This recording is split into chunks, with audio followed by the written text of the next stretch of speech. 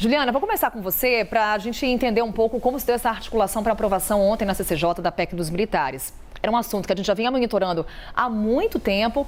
Quais foram os atores, aqueles que entraram em campo para que de fato houvesse essa aprovação?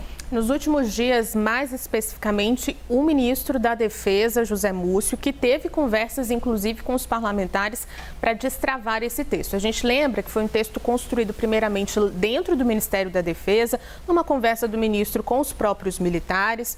Esse texto, então, foi para análise ali do Congresso e ficou ali como se não fosse a prioridade, ficou meio escanteado. Por isso demorou tanto para que fosse analisado. E aí José Múcio entrou em campo para conversar principalmente com alguns elementos importantes, ele pensando na Comissão de Constituição e Justiça, como o senador Ciro Nogueira. Eles tiveram uma conversa nos últimos dias para tentar destravar esse texto. A gente lembra que ele ficou também parado por conta de um pedido de Ciro Nogueira. O que ele foi levar, então, para os senadores? Que é um texto que está bem articulado com os militares, então, por eles não teria resistência, e também é um texto que teria ali uma articulação boa tanto com a base governista, já que saiu de dentro do Ministério da Defesa, quanto com a oposição.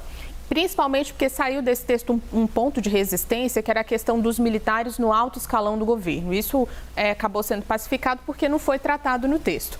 A gente está falando de uma tentativa do governo e uma expectativa de aprovação ainda esse ano desse texto no Senado Federal. Na Câmara, a conversa é diferente. Por quê? Porque aí tem esse ponto de estender, então, essas regras para os policiais militares.